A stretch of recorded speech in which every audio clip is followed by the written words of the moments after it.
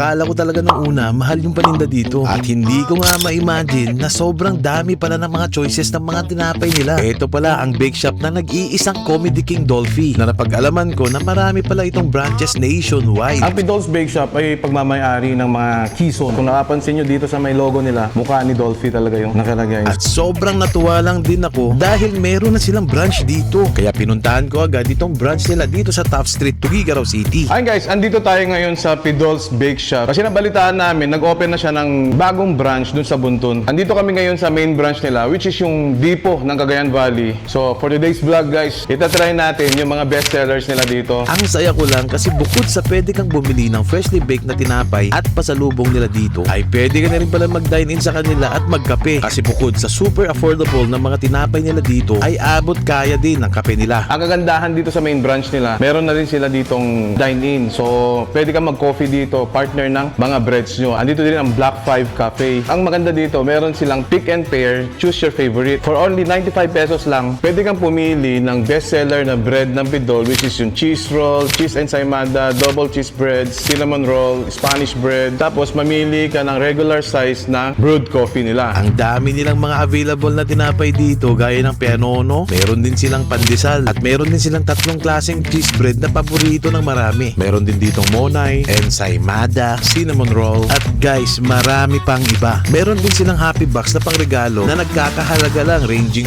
280 to 420 pesos lang. At kung gusto nyo magkape dito, nasasabayan nyo ng freshly baked tinapay nila, ay open sila araw-araw from 7 a.m. to 7 p.m. So ano pang hinihintay nyo? Let's dig in! Kasi, bakit double cheese bread? May cheese na siya all throughout dun sa bread mo. Tapos, pag ginati mo, ay, may cheese pa rin siya sa loob. Oh my goodness. Overload cheese. Cheers, baby.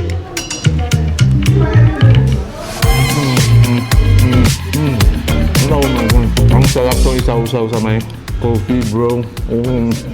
Ayun, no. Pinoy na Pinoy. Cheers. Mura, hindi tinipid sa ingredients, freshly baked palagi kasi dito sa Dipo nila, dito mismo sila gumagawa ng panibagong mga bakes nila. Bigyan ko lang kayo ng brief na kwento about dito sa Pidol's Bake Shop, guys. Ang Pidol's Bake Shop ay pagmamayari ng mga Quezon family. Yan, yung mga anak ni Dolphy. Naalala nila itong business na to kasi nung bata pa daw sila, every time na dinadala sila ni Dolphy sa set or nag-uuwi siya ng mga food, ang number one na inuwi niya is this one, ensaymada.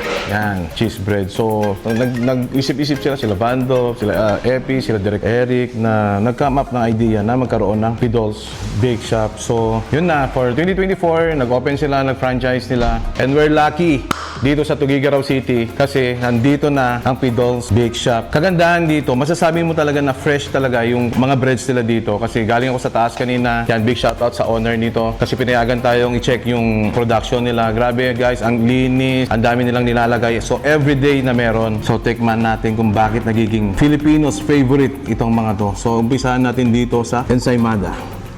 So puno-puno. Cheers, cheers, cheers.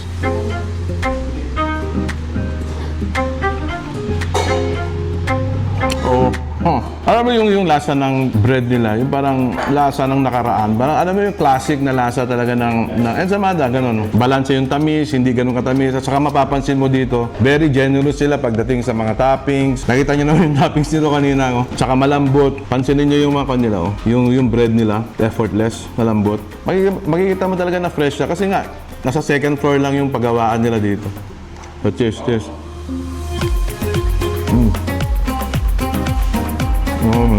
Alam mo, kailangan nito, partner nito, bro. Isang mainit na kape. Actually, yung tinapay naman kasi, alam mo mga Pinoy, kahit pakainin mo tinapay na umaga, kainin mo siya ng tanghali, pati sa gabi, ang Pinoy talaga, bread lover eh. Pag ganitong kasarap na ensaymada, kailangan na sobrang sarap na brewed coffee sa umaga. So we're lucky na dito sa main branch nila, nag-o-offer din sila ng brewed coffee ng Black 5 Cafe. Ayan, shout out Black 5 Cafe. Kung malayo naman kayo dito sa sentro, guys, so gusto nyo mag-experience yung Black 5 Coffee, andun lang sila sa second floor ng SM City, sa food court mismo. Isa sa best seller nila tong cheese roll. So, cheers guys.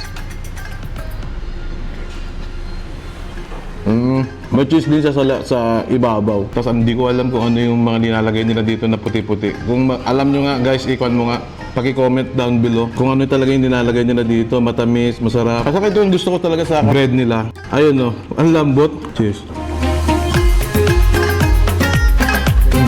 Tapos guys, ito yung last na linas ko talaga to kasi ito yung favorite, all-time favorite ni Honey. Itong double cheese bread. Kasi, bakit double cheese bread?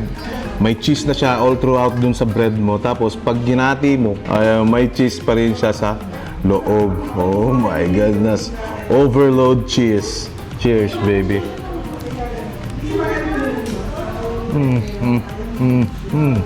Oh my God. Ang sarap tong isaw-saw sa may coffee, bro. Ayun, no. Pinoy na Pinoy. Cheers. Grabe.